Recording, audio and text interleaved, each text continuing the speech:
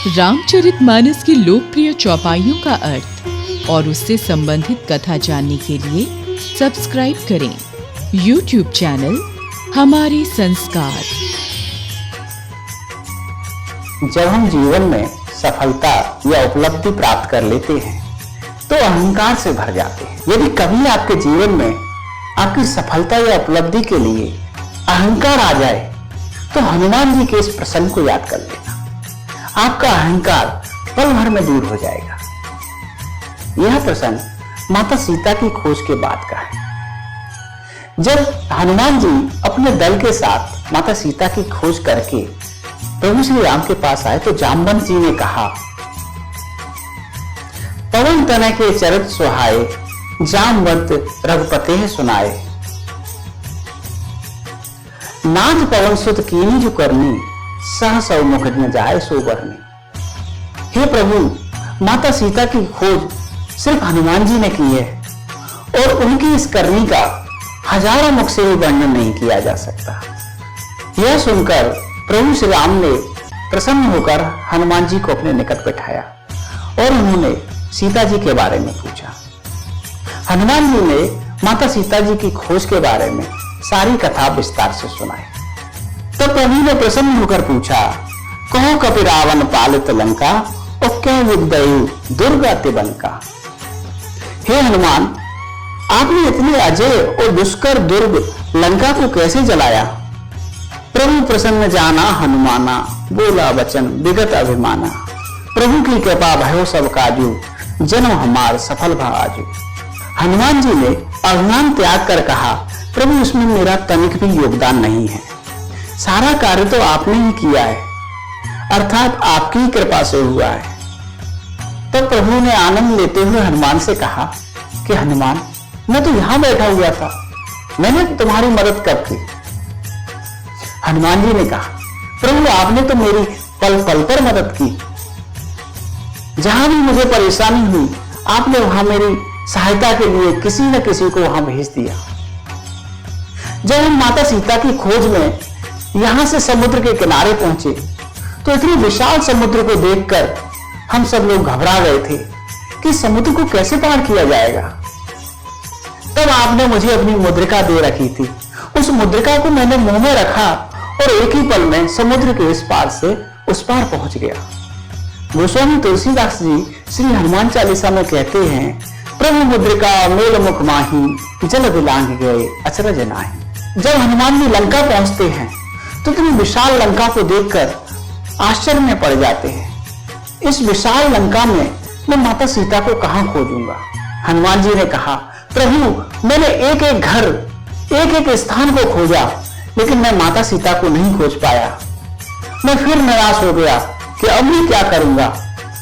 उस समय भी आपने मेरी समस्या को पल भर में दूर कर दिया। जब मैं थककर चूर हो गया और मुझे कुछ सुझाई नहीं दे रहा था, उस समय मुझे एक बड़ा सुंदर भवन दिखा जिसमें राम नाम लिखा हुआ था, तुलसी का पौधा लगा हुआ था। मैं आश्चर्य में भर गया कि लंका निश्चर निकर निवासा और यहां कहां सज्जन कर वासा। कि लंका में तो निशाचर लोग रहते हैं, फिर ये सज्जन व्यक्ति कौन है जो लंका में निवास कर रहा है। उसी समय विभीषण जी जग गए। उन्होंने मुझे देखा तो अपने निकट बैठाया और माता सीता जी के बारे में बताया कि वो अशोक वाटिका में है। जब पता जानकर मैं अशोक वाटिका पहुंचा तो मन में विचार कर रहा था क्या करूं, तभी रावण आ गया। उस मूर्ख ने माता को मारने तलवार उठाई। मुझे बहुत क्रोध आया, लेकिन आपने माता को बचाने का कार्य तो किसी और को दिया था। दुष्ट रावण की पत्नी देवी मंदोदरी ने उसको समझा बुझाकर शांत किया और माता सीता के प्राणों की रक्षा की।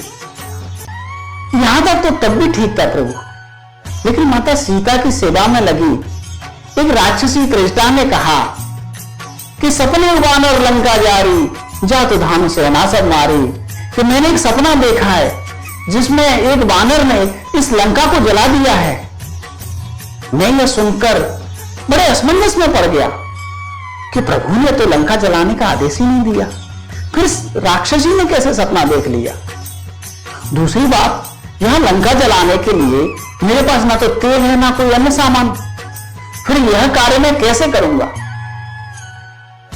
भगवान, मैं आपकी माया देखकर आश्चर्यचकित हो गया।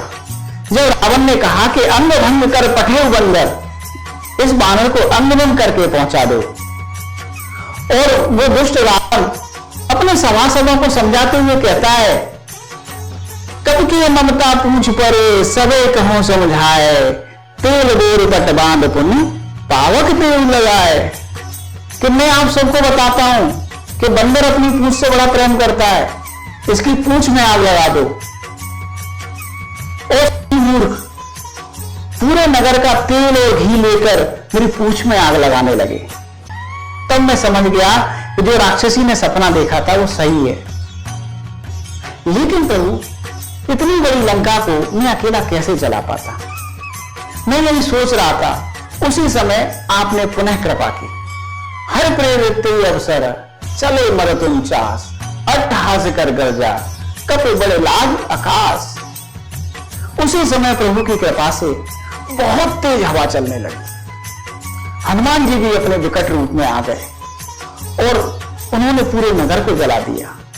लेकिन हनुमान जी ने कहा, प्रभु, अगर मैंने जलाया होता तो निश्चित मानिए कि अशोक वाटिका और विभीषण का घर कैसे बचता। वो चूंकि आपकी शरण में थे, इसीलिए प्रभु आपने उन दोनों स्थानों को छोड़ दिया और पूरी लंका को जला दिया। प्रभु ने हंसकर कहा, ठीक है हनुमान, मैं तुम्हारी ये बात मान लेता हूं कि मैंने लंका को जलाया और मैंने तुम्हारी पल पल पर मदद की, लेकिन जब तुम वापस आए थे उसके लिए तो मैंने तुम्हें कुछ भी सहयोग नहीं किया।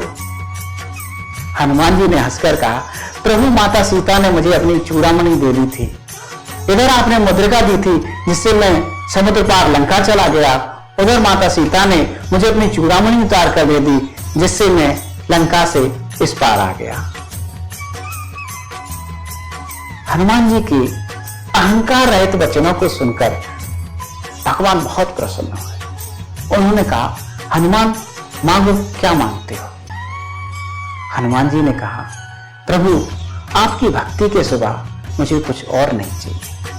यदि हम भी अपने जीवन में भगवान की भक्ति मांग लें और सारे कार्य प्रभु को समर्पित होते हुए करें तो निश्चित रूप से हमें हर कार्य में सफलता मिलेगी और अहंकार हमारे पास भी नहीं फटेगा। अगर ये कथा आपको पसंद आई हो तो इसको लाइक अवश्य करें, शेयर अवश्य करें और हमारे चैनल को सब्सक्राइब करना ना भूलें। अगली कथा में अगले प्रसंग के साथ हम पुनः मिलेंगे। तब तक के लिए जय श्री राम।